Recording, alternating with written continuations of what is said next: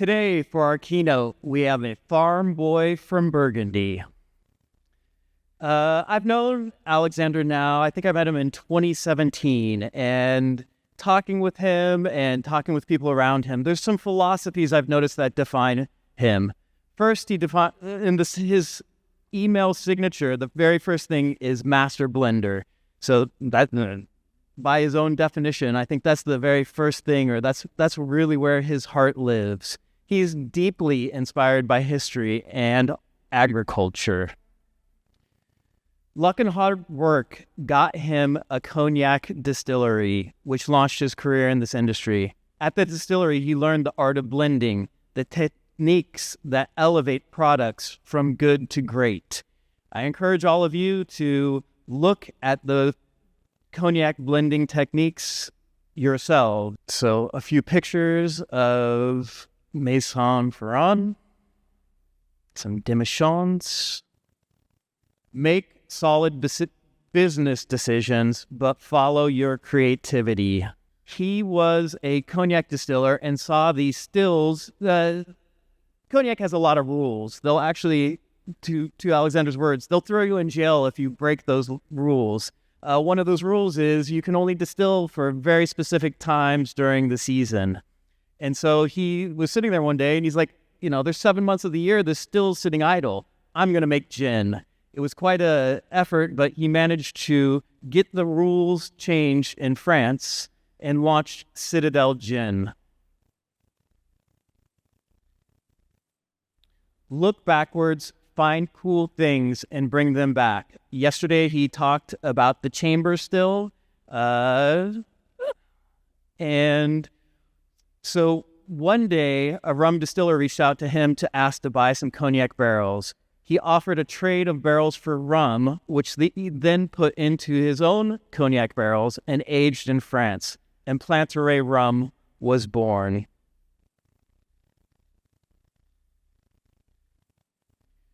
Good spirits bring pleasure, and we want to make pleasure for ourselves and our friends. Please welcome Alexandre Gabriel. Thank you very much. Thank you, everyone. It's always hard when somebody presents you like this. You're like, man, what am I going to say now, And thanks for all the presentations before. Brian, I listened to you very carefully, and I'm like, and this morning somebody sent me a message from CNN about the fact that young people drink less and all of this. And man, this job is all I know how to do, and I'm thinking, what's the future? And I got to tell you one thing, I read more into it. And you can see now young people having less friends. So 1 out of 8 or 2 out of 8 people say they don't have a friend. And I hear that people are having less sex, going out less. Man, I think we are the solution. We can fix all of this. Let's do that, man. We can fix this. We can fix this. Do you think human beings are there to have no friends, no sex, not going out? I don't think we're created that way. We're here to have fun and enjoy, and I think we are the solution. We can sure chase trends, and let me tell you, I don't know, I'm going to do my best today, but I can tell you one thing. I never looked at trends, really, and I'm not a good example that way. When I created Citadel, I remember being in England trying to learn how they made gin over there. Been to a lot of distilleries and in a very typically human, British humor. As I go out, I was 25 years old, and there's like a funeral procession. When you're 25, you think everybody's so old, so maybe they were just my age. But everybody looks so old, and one of the distillers there, now he's passed, he says, another gin drinker just died. And I was about to launch Citadel. I'm like, is this British humor, or is trying to discourage a French guy going into whiskey, into gin? And he says British humor. And we did it anyway, right? And that was 1996. Then after that, we launched Citadel. So I don't know. Trends are good, but I do feel, and I'm going to just, when Eric and Bill came to see us at the distillery in Barbados, they asked me a few months later to do this. So I'm going to give it my best, share my 2 cents about what we've done and that journey. So real quickly, I like to, this is something I always, that grew up, I just saw this Kung Fu Panda, and it's not the size of one that matters, it's the magic within it. And, I do think that there's always a feeling of how we feel about ourselves. And I was raised by my grandparents, and my grandfather always said, just don't you worry about it. You're always somebody's big guy and somebody's small guy. You're always somebody's smart guy and somebody's stupid guy. Somebody's beautiful guy and somebody's ugly guy. And that's okay. And I really think, like you think, oh, some of our brands now are out there, and you may think, oh, no, he's a big guy. Let me tell you, if Bacardi stepped on us, it wouldn't even do squeak, as they cry. So really, there's no real worries about this. And I think it's that magic. And I think that magic, it's each and every one of you. What do you believe in? Yeah, you can chase trends, but you're going to be chasing all your life. It seems to me, maybe I'm wrong, but that if you're really truthful to what you believe and what you got in you, one day somebody's noticing, hopefully. And that's the way I feel. Just a little bit about me. I grew up on a very small farm. Eric, thank you. It's true. Farming for me is super important. My grandfather always said, no, there's two things to be sure if you don't want to make any money is distilling and farming. I'm doing both.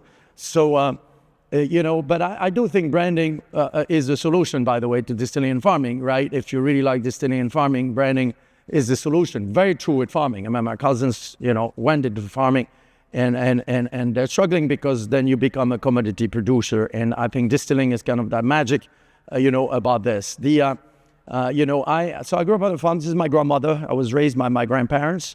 I'm very handy, fix anything in a farm. I just wanted to learn business. I didn't know anything about English and about business, so I went to learn English and business. I stumbled upon a tiny little distillery that was established in the 1600s. Was 5 people left. Bottle sales were at 32,000. And I was 22 years and a half, 23 years old, and I was offered to join in. And we lost money for 10 years, so not a good example. But the vision was very simple. We think that, at the time, everything was very big brands, not a lot of differentiations. Brands were very heavy. I think we have a trend going back that way, and that's okay. I think it's going to be more opportunity. I think Brian is right that way. And for us, it's very simple. It's just talk about what you do, authenticity, be truthful. I like the pillars that were explained a little earlier. And creativity. I'm a creative guy, I know this. So just do things, again, truthful. That's what we decided to do anyway. And then a couple of years later, an old chateau went up for sale right next to where we were. This is Debbie, by the way. I married a crazy redhead from Baltimore. And she was doing tequila shots and beer chasers at the James Brown concert in New York at the Lone Star Cafe. And that's how we fell in love. And now it's 3 kids later, and they're all grown up. So we bought this old beaten up chateau, and it was raining inside. We're very handy. We fixed it ourselves. We still have our team of masons and workers. And on a farm, you fix everything yourself. We have 2 coppersmiths to fix the stills and so on. This is now, so we worked at it. We fixed it ourselves. And then also, as we went along, our pledge to the team was we reinvest in the team and the equipment and everything we do. We have here Guillaume that I salute. Guillaume is like a young brother to me. He's joined the distillery 26 years ago. When I started, there were 5 people with me. Now, 3 of these 5 are still with us 36 years later. We've changed our job many times. We didn't know what we were doing back then. I don't know if we know more. I hope so now. But I've learned a lot of stuff, I think, along the way, and I'd like to share a few. It is true, I created Citadel Gin 1996, but also we grow our own juniper berries. To me, that's important. Again, farming, it's a way. I always say, but you'll see I do a few takes home. If you don't grow your things, know how to grow them and learn how they're grown. I think it's very important for the taste profile of what we produce. And then I created, I think Eric said it very well, Plantation at the time. Now Planteray, we changed the name. In 1999, we launched it. And there was a bunch of vintages, 3 vintages. Talk about trends. If you looked at trends, is it a good idea to launch a vintage rum in 1999, 3 vintages? There was no vintages rum, probably a very bad idea, and so, sometimes things work out. And then our main supplier was Stays West Indies Rum Distillery, a beautiful distillery. And this is something very important to me. production and distilling, and yes, I'm trained as a master blender. And always, you know, I remember telling my wife, Debbie, you know, we have this brand where we blend different rums that I cherry pick, and I want to get married with a distillery. This was, to me, was like a marriage. And we're like, I looked at every possibility, because it's two teams getting married together, right? You're going to be working together for the rest of your life. I think we're doing, it's like our name change. We're doing this for the rest, we hope, for the next 100 years. And so, you know, Stays West Indies Rum Distillery, you know, was a dream come true to me. Was 100 people working there, archives going back to the, you know, to 1893, established by a guy that wrote down everything he produced. So I thought that was super cool. We have a room called the Vault where everything they did is all documented. And they kept every still. You know, Barbadians are like the French. We don't throw anything away. By the way, big shout out to Christian Drouin, where he is. You know, when you have one French guy, it's okay. Two French guys, starts to be trouble. He's right out there. A great Calvados distiller. Great to see you, Christian. And so the distillery was on the traded on the stock market. I never did a public offering in my life, so I had to learn. And you know, in the Barbados, you know, office and stuff, and then we did the delisting because we're a private company. You see the board meeting up there on we're on plastic chairs, and there's this lady, Barbados, very formal. She said, "Mr. Chairman, this is the 116 you know, board meeting that you're chairing." I'm like, "You do what, every month?" She's like, no, every year, sir. So it feels, okay, you feel very small in the scheme of things. And that's a beautiful distillery, an old lady by the beach that I really fell in love with, and where I work a week every month. This is part of the team here. We have a lot of old equipment that's a still that had probably 30 coats of paint. We stripped it, and you know, it's been making rum since 1850. And you know, so this is just a little recap of the history along the way, but it's been 36 years. And 36 years of sometimes struggles. We have a distillery, we had a fire, you know, always reinvesting what we made, and really living financially a simple life, but you know, a very pleasurable one most of the time, except when the tractors, the harvesting machine breaks down, or a roof came in, and we have all that. Well, there's a few pillars that I think are important. The first one, I think, and to me, is knowledge. And knowledge is just, I always say, learn all the time, you know. So, for example, I was in Panama 2 days ago. We were with Guillaume. We're with two distilleries, we're blending different rums. And then before I was, you know, last week in Colombia, in the Cali area, that they have grapes and cane growing at the same place. You know, when you're a farmer, you know, I think God up there, when he decided who's going to have which weather, he was not fair with everybody, man. When you go to Cali, Colombia, they can grow cane and grape, and they can grow it all year long. So in Cognac right now, we're so nervous, there's going to be hail. Over there, oh, no. We harvest grapes every day throughout the year. I'm like, man, this is crazy. And they do the same thing with cane. So very, very, very educational for me. You know, they have little stills with the lentil. It's called a de gros lentil, very specific, crazy stuff that's still used. Very, very educational. Knowledge, here I took an example among others, is Navy rum. What is Navy rum? No, do we know what is Navy rum? I had no clue.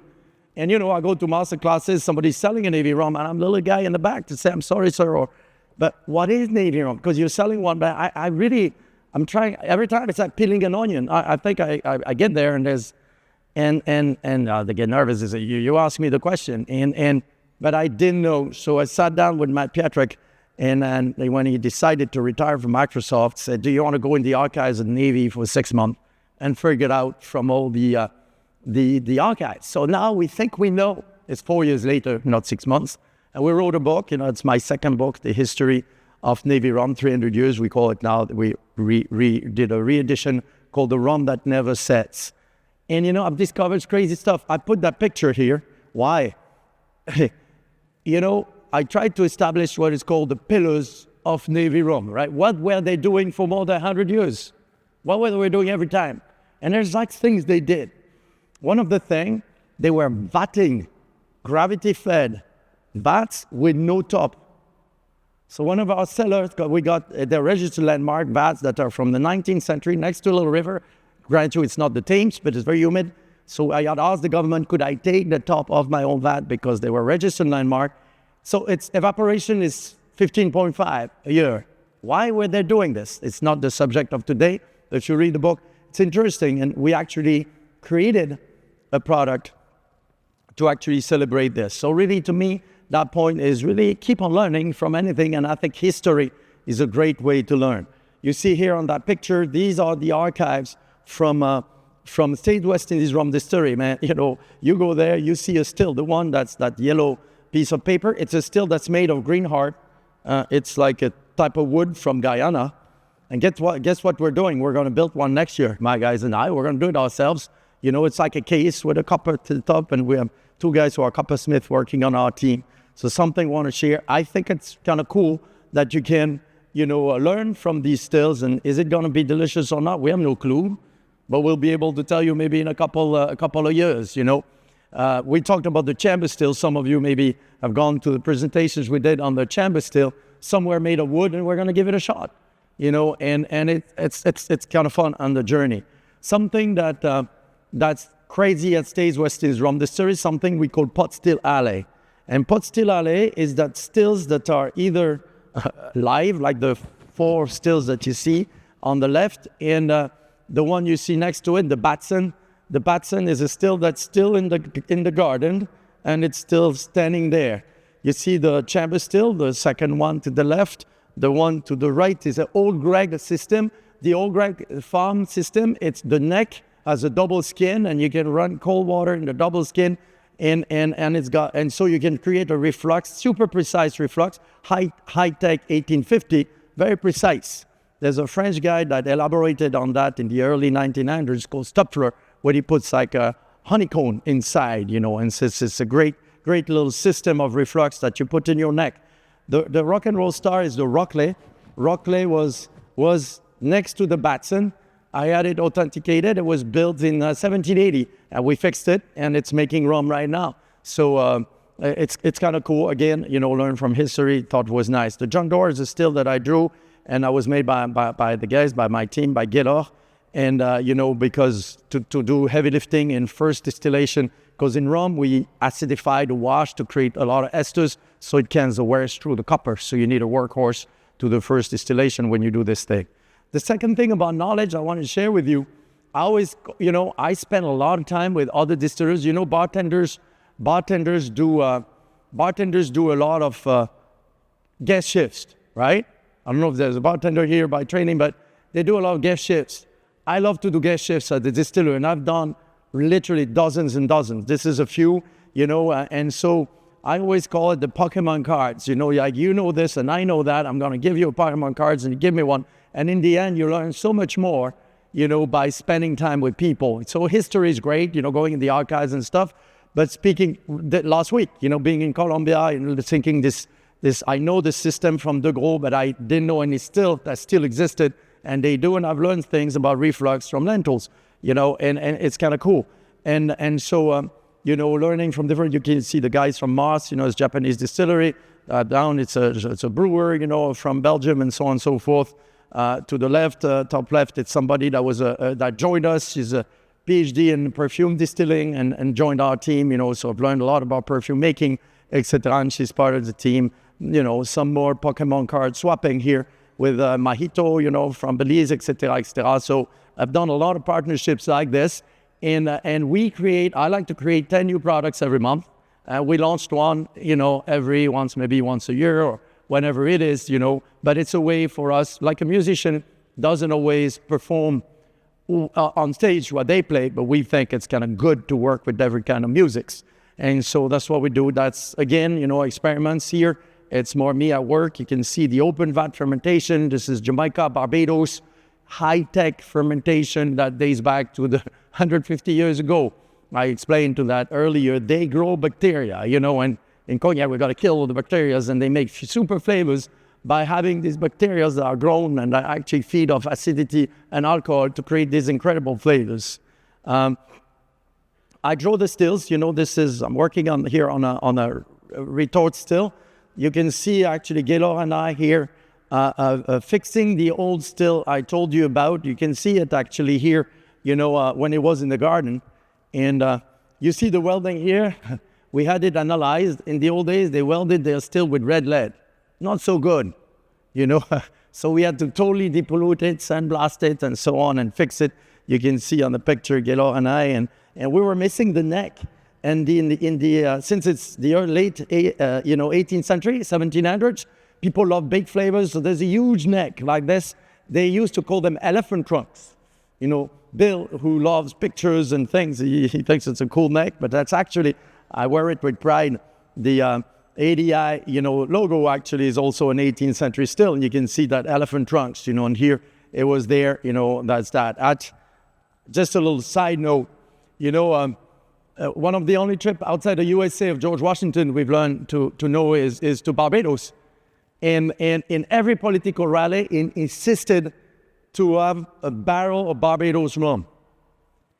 And I don't know about you in the US, but I think that's the problem we have in France. Not enough rum or spirits in political rallies.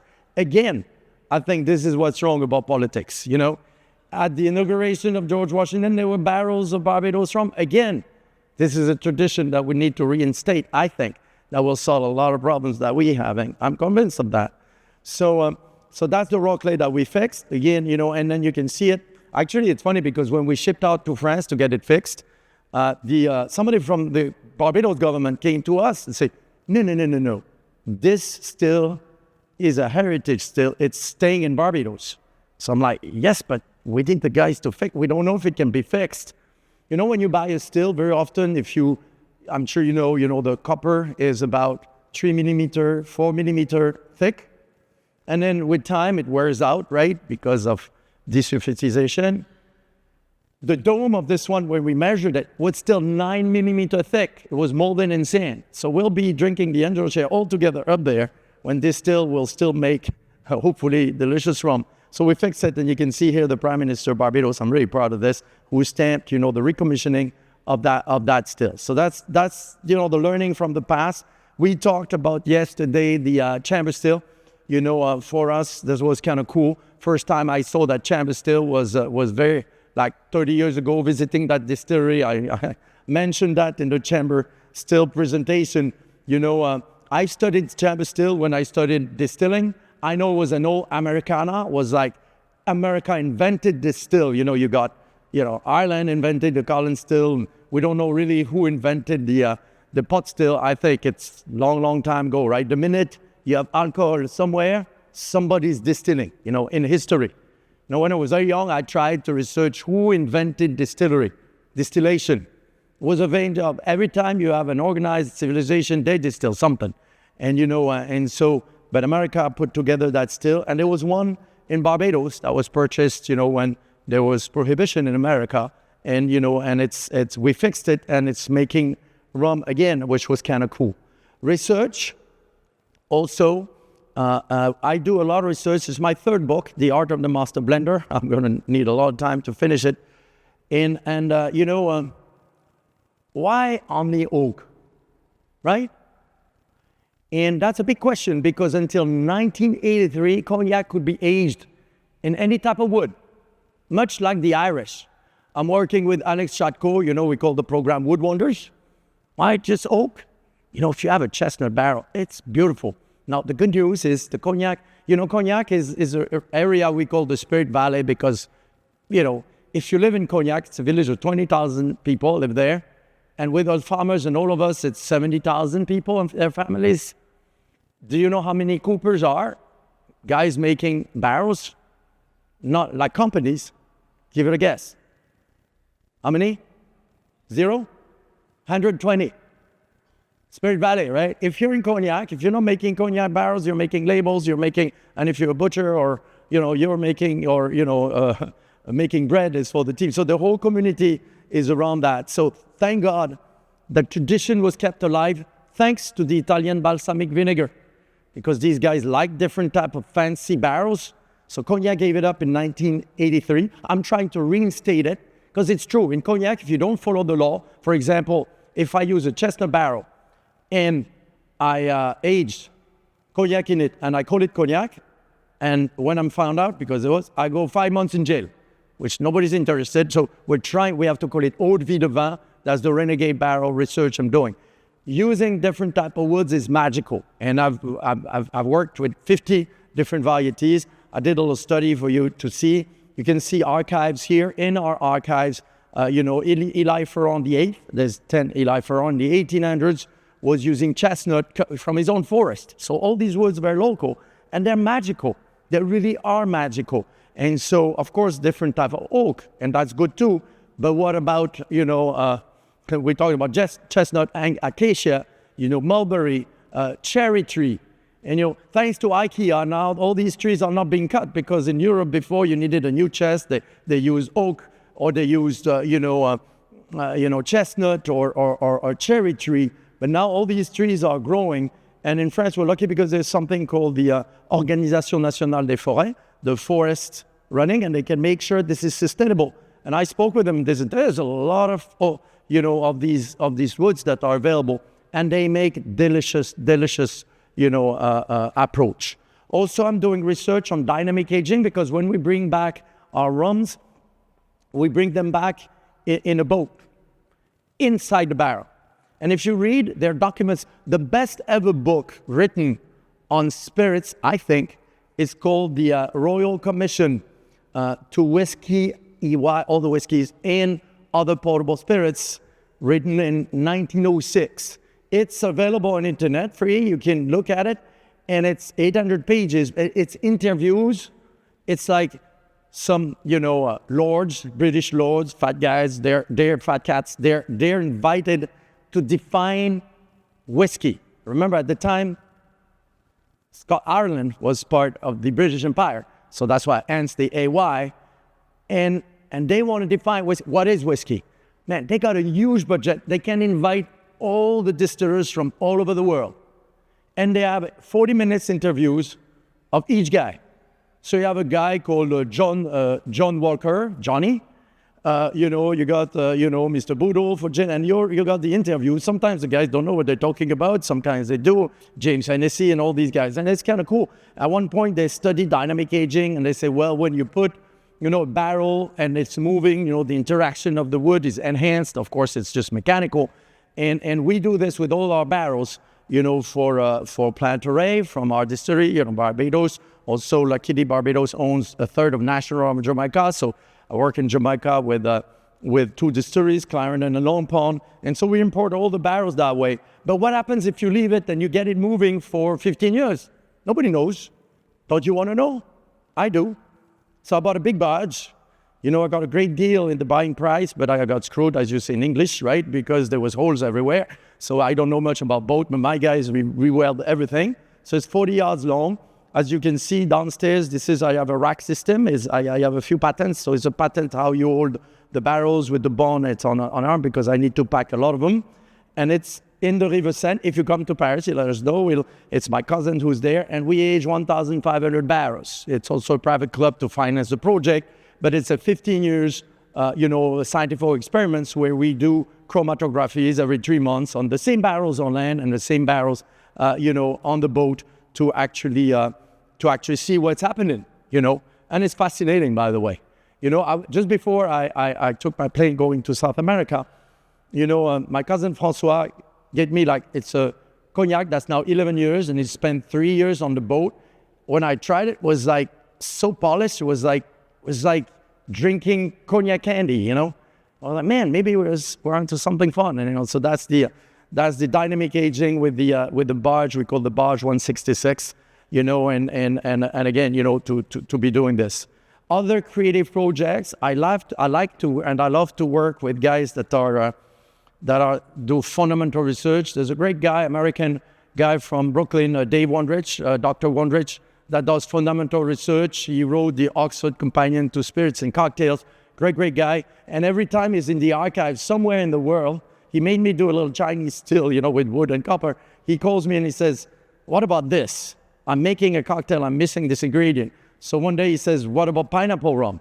And before that, I never made any pineapple spirits. And we had just finished the Curacao. That was, the true Curacao, no coloring and so on. And I thought he was being funny. I said, we do that right after the blue Curacao. He said, no, I mean it. And he had a patent from 1824 that he had found. It It was just four lines. We had to elaborate where they distilled the skin of the pineapple, and we created Stiggins Fancy Pineapple Rum, where we chose specific pineapples because I needed the smell of the skin. We skin it, and we distill the skin of the pineapple with rum, and then reinfuse with the flesh and let it sit in barrels. So that was Stiggins, pineapple rum. It's something that we did, together. Guillaume put that, thank you, that slide. We work very hard, but we like to have a good time, and we are a great team. And this is a shout out to Rocky, who left us. He passed, and was an incredible person. And we do a batch in his honor every year. So God bless you, Rocky. And so also, for us, what we did, we were so small when we started. We were 7 people, and 6 people. We invited people to see how we get things done. I always tell my team, go in people's kitchen, go see the chef. And in Cognac, I eat in the chef's kitchen, and when I married Debbie, she's like, all right, I'm going to France. I don't think I can raise kids. I want them to speak English, in Cognac. So she stayed in Paris, and I was in Cognac, and I got to work 16 hours a day. So thank you, Debbie.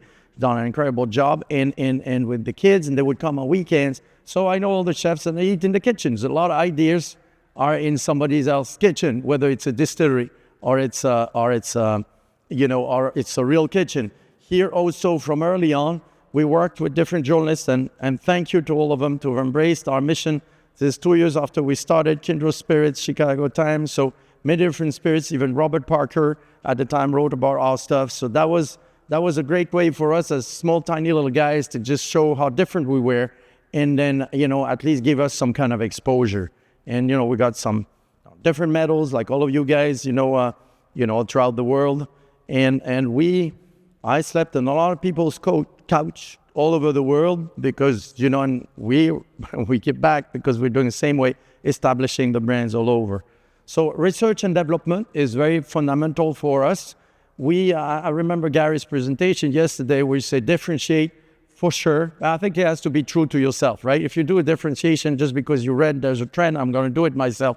I don't think it rings true. And to me, I feel it, And so for us, when we looked at rum, we say, what was really the deep science? How was rum, Like, for example, Navy rum is the mother of rum or the father of rum, one of the two parents. But we said, we're going to make plantation at the time. So we said, remember we talked about what the beauty of rum is, you got all these different origins with very specific taste profile. I mean, you taste Jamaica, Barbados, Trinidad, and there. Can we celebrate this, right? We call terroir, but terroir is a word that's been used not so well for many years. Terroir, I grew up in Burgundy where terroir notion was sourced. Terroir has a lot to do with the methodology. How do you make your cognac? Like that's part of terroir. Grapes without humans doesn't even have much fruits. You need to prune. So it's the combination of nature and culture. So we said rum to celebrate these different terroirs and do the double aging. In the old days, most rum was shipped out in barrels and aged further. And it's kind of cool because in Cognac, we're right next to a big wine region, which is Bordeaux. Bordeaux Cognac during Roman time was the same vineyard. And so we can get, like, for example, a friend of mine is a winemaker at Chateau Latour. So I get a couple 100 barrels and I get to fill them with rum that same day when it's emptied. So neat. So I don't have to acidify or use, sulfur, for example. So you can see here, it's a little diagram about what we're doing, and the concept of Planteray, plantation at the time when we decided, to launch this brand.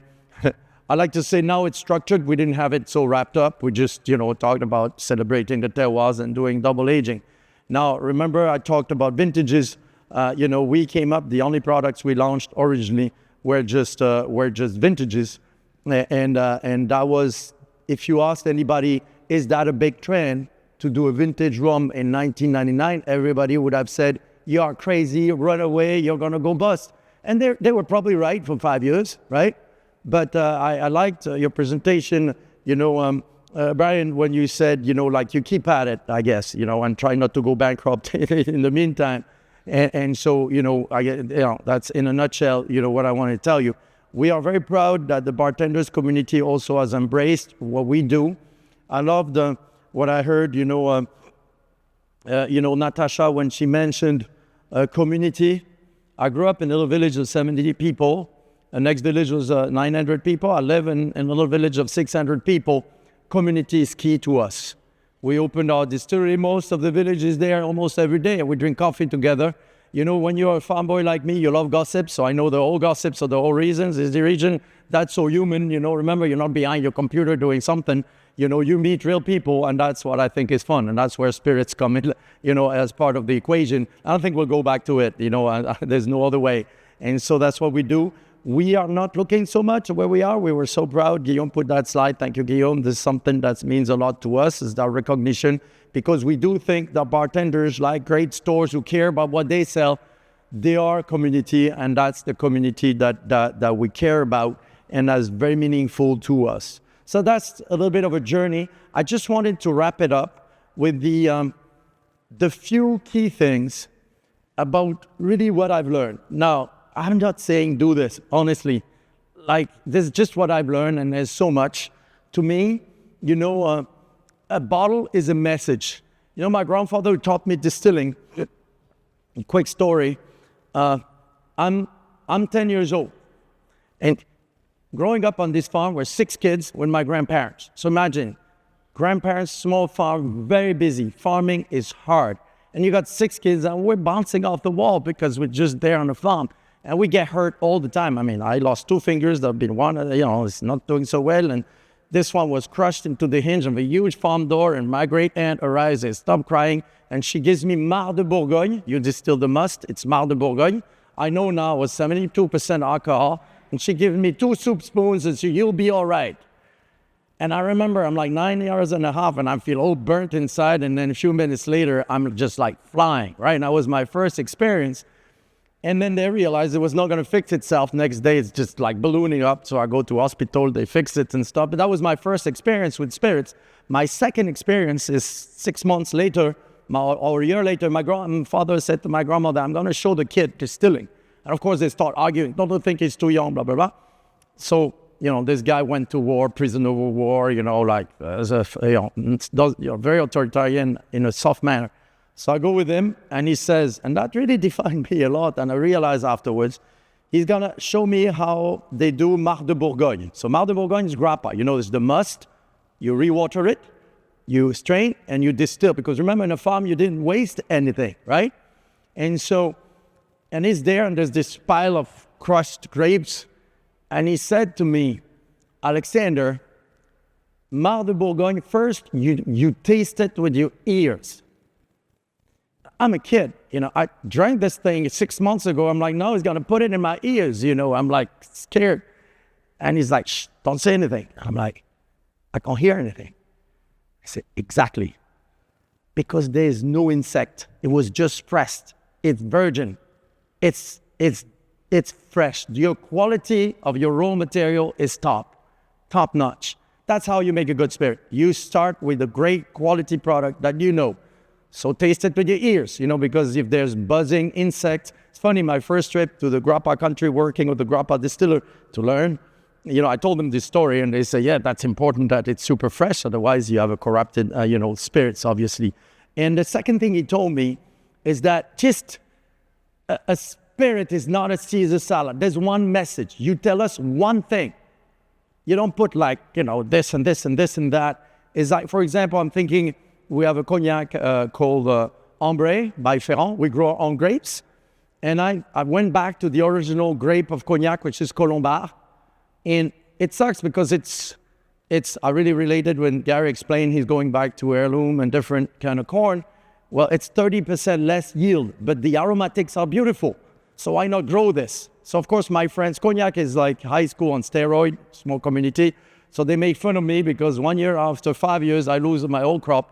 But we got delicious. And when you buy a bottle of the Ambre Ferrand, you got this super aromatic type of cognac. And that's my message to you. When we do the 1840, for example, my message to you is this very, for the, you know, chemist here, you know, spirits, volatile substances, the weight of a spirit, it's regulated by law in cognac, a minimum of 200 grams. The 1840 is 550. So long fermentation, distillation on the lees. I'm telling you this big chunky cognac, you can put an ice cube, it's still going to be there for you. You can make a mint julep. So again, a message in a bottle as something that's, to me, is very important. Don't try to say anything, just say one thing. And I could do this with all the, I call them my babies, all the products that we've created. That is a message. There is a message. After people like it or they don't, it's like a book. There's, what are you telling me? The importance of the raw material, I think I referred to that. We love to grow it. Again, that's not for financial reasons. We grow in Barbados, we grow cane, we grow coconuts. We're planting 6,000 trees as we speak right now, because we created the cut and dry, coconut rum. So we use a coconut per liter. So we grow it, we love it. We grow yam. If you go to Barbados in September in the supermarkets, it's our yam to originate our soil, and Debbie cooks a mean yam. She does a great job with it. And so we are, this is for us, it's important. But again, you don't have to do this. But I think you have to know what you're buying as a raw material and meet these farmers if you don't farm it yourself. That's my belief. Importance of yeast, yeast is, to a lot of people, is not sexy. You don't see it in marketing brochures. Marketing brochures, they talk about, the barrels, finishing, it's a sherry cask. And yeast are this little guy, one cell. I think they're super sexy, if you ask me, because you can do so much with yeast and bacteria. That's where you create flavors. And I've learned this in the rum country. I really did. It's a mastery over there. So it's such a leverage for flavor, man. There's a huge leverage. Talking about flavors, I think it's a huge, huge leverage. So that's creation of aromas. Aging, well, we talked about this. It's just not only FT, 53 gallon or 200 liter barrel ink. You can have different type of woods. You can have, right now I'm experimenting a lot in clay pots, not for cognac. I do it, but I don't call it cognac. Because, you have actually the true aging without the flavoring of the barrel. And you can choose the membrane by having different clays. So you can do incredible stuff with this. And you can do understaving if you want a little bit of wood. And you can toast your that's for, my son is joining in. If we decide to cut less trees at one point, might be an incredible solution. So, I always say the traditions of tomorrow are the experiments of today. So, yes, I do believe that there's so much leverages with the way you can age. In cognac, we use vats. I give you a secret. When you make a 5-year-old blend, for 4 years we age in smaller barrels. Then the last year or the last 6 months, depending, you put it in a vat, and that's where you proof down. And you take a long time, and you macro oxygenate with a pump if you want. So your blend is very seamless, and we call it fondu. The fondu, if you see a cognac master blender, you want them to feel good, you say, great fondu. Great fondu means super integrated, and the guy or the lady is going to be, thank you, they'll be happy, merci. And so that's how we do this. So it's not just barrels. Wooden vats are just incredible. And we use wooden vats for that region. They were called cathedral cellars because in the old days, because they had quite some. So we're using a lot of these as well. One day I was doing, when we were super starting, we were so broke, we did a lot of consulting. I really have rock and roll star technicians around me. One of my mentors about how to organize a creative team is Frank Zappa, the American musician. I know if you're young, you don't know Frank Zappa, but he was an incredible musician himself and attracted the best, right? So I'm trying to do this at production, And so we work together with all these crazy ideas. And so we're experimenting. So that team, before they were all, now they all retired, and I have a new team. It's a new rock band. And now they're like these easy tops, like the old guys, and they come to see me every time we have a party. And we do parties super often. And we work with them. And one day we were, a long time ago, in Sichuan province in China. And we're there's a lot to aging. We call élevage in cognac. So they wanted to know. And so we're there doing consulting. And at night, there's a dinner like this. And I'm sitting in one of the table, the honor table. Next to me was the president of the Communist Party of the province and so on. There was, across from me was a guy all red. And I say, who are you? And he translates. He's the guy that drinks the most on the whole factory. And he wants to compete with me. I'm like, I'm going to die in Sichuan province tonight. And then we have all these glasses in front of him, and one is yellow. And I say, oh, you guys do aging. And they kind of chuckle, and the translator translates, and they chuckle again, and I'm about to reach and say, wait, before you know, taste, we age this in goat skin pouches.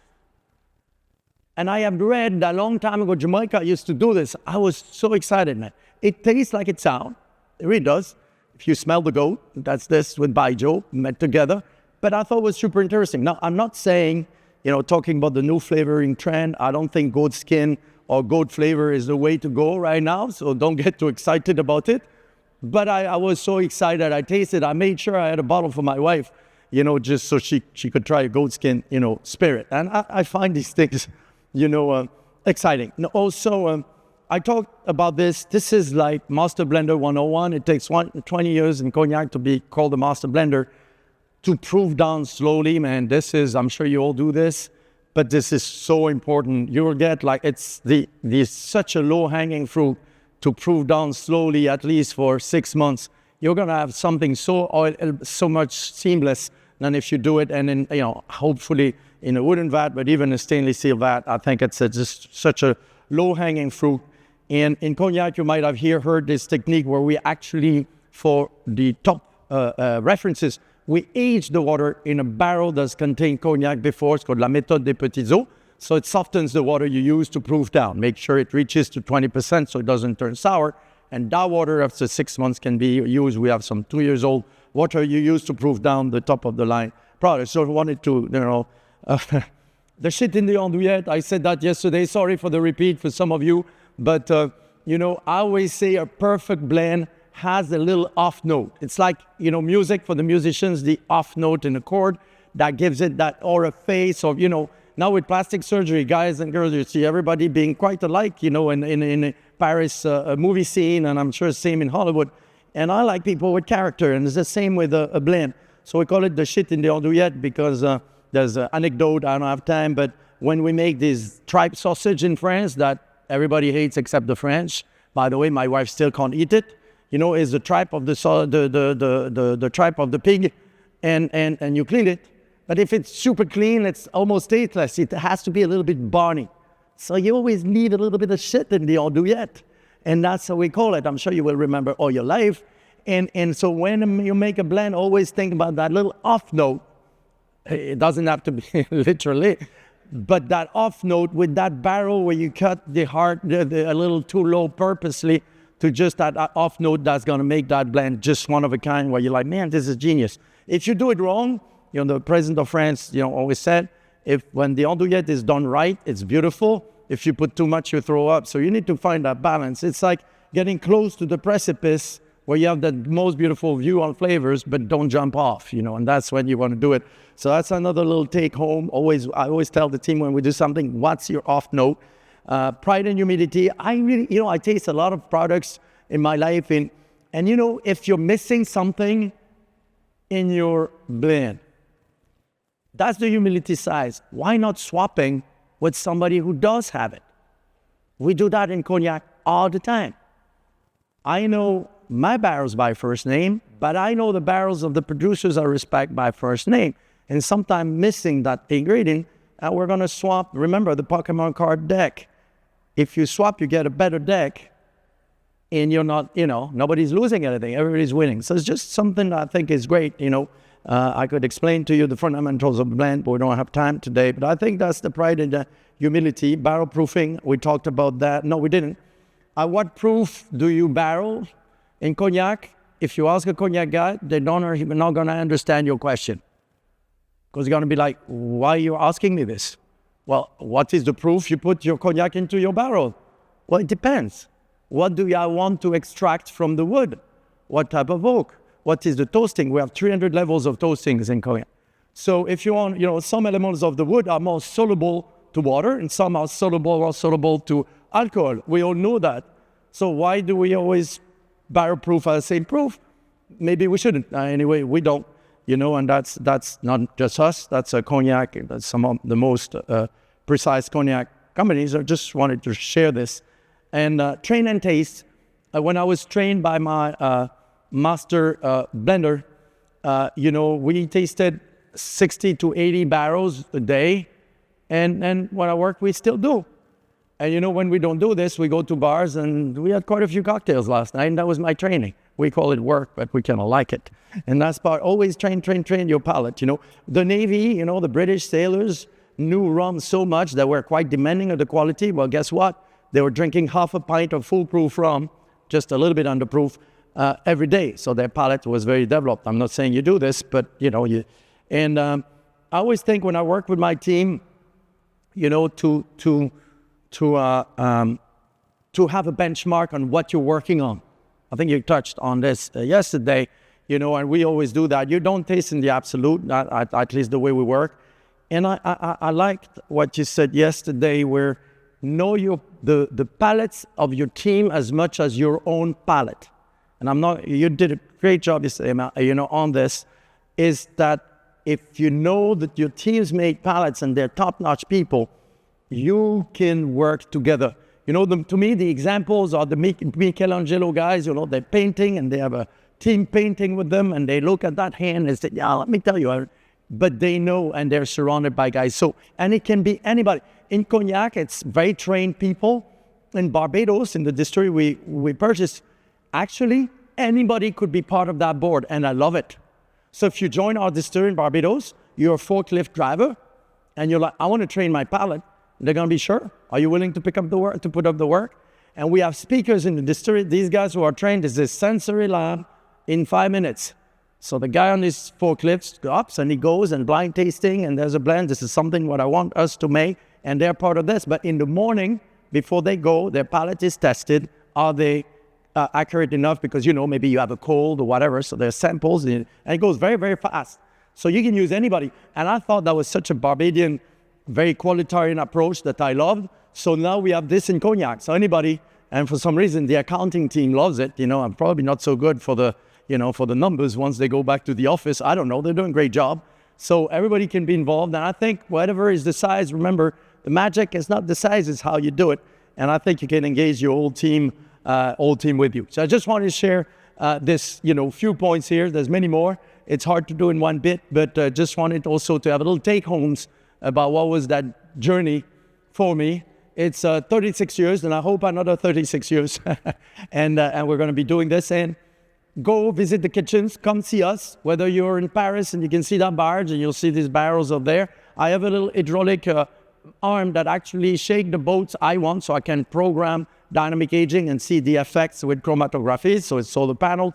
It's kind of cool, you know, you can actually have the barrels you move the way you want. So you can check that in Paris, and then in Cognac, see the kitchen, you know, the gin distillery, the Cognac distillery, and in Barbados, of course, where we make rum with this really beautiful distillery.